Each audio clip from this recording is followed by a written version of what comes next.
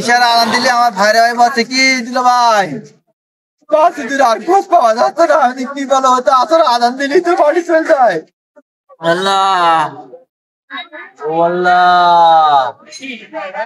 যশোরের ঝিকরগাছায় নিখোঁজের 5 দিন পর এক ভ্যান চালকের অর্ধগলিত লাশ উদ্ধার করা হয়েছে। নিহত মাসুদ রানা পার্শ্ববর্তী শার্শা উপজেলার উলসি খালপাড়া গ্রামের আব্দুল আজিজ ওরফে নূর মোহাম্মদের ছেলে।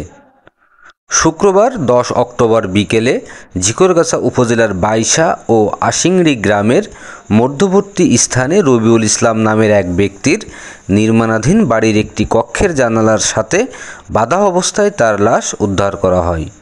প্রাথমিকভাবে পুলিশ ধারণা করছে মূলত ভ্যান ছিনতাইয়ের জন্যই তাকে হত্যা করা হয়ে থাকতে পারে।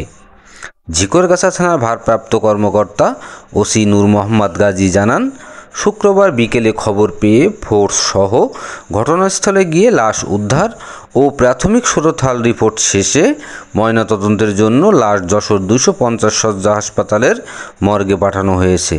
ভ্যান ছিনতাইয়ের জন্য হত্যা করা হতে পারে। আসামিদের ধরতে পুলিশ কাজ করছে বলে জানান ওসি।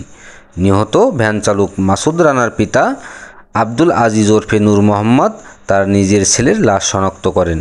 এ সময় তিনি বলেন, গত সোমবার 6 অক্টোবর দুপুরে তার ছেলে ভ্যানসহ নিখোঁজ হয়। সাধারণত সে আসরের নামাজের মধ্যেই বাড়ি ফেরে। এদিন সে এশার আজান হয়ে গেলেও বাড়ি ফেরেনি। তাকে খোঁজাখুঁজি করে না পেয়ে পরদিন শার্শা থানায় জিডি করা হয়েছিল। ভ্যানের জন্য তার ছেলেকে নিজের ভ্যানের দড়ি দিয়ে ফাঁস দিয়ে হত্যা করা হয়েছে বলেও জানান তিনি। সোমবারের দিন বেলা আনুমানিক 2টো থেকে 1:15 থেকে আমার সাথে দেখা হয়েছে। আমি একবার পাইছি তাকিয়ে আমি চলে যাচ্ছি, যদি যাও আমি আসছি। আমি বাড়ি গেলাম, বাড়ি গিয়ে আমি নামাজ কালাম পড়ে আমি ভাত টাত খেয়ে আমি আবার 3:30টার সময় আসছি। এসে আমি জানছি আমার ছেলে সারাদিন ভ্যান চালানো আসরা আদান দেয়, উনি বাড়ি যায়।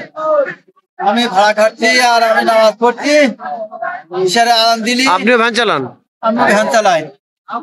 ইশারা আদান দিলে আমার ভাইরা ভাই বলছে কি দিল ভাই আর খোঁজ পাওয়া যাচ্ছে না। আমি কি বলো হয়তো আসলে আদান দিলেই তো বাড়ি চলে যায়। ভাই সেখান থেকে খোঁজ আর খোঁজ দিকে পাচ্ছি।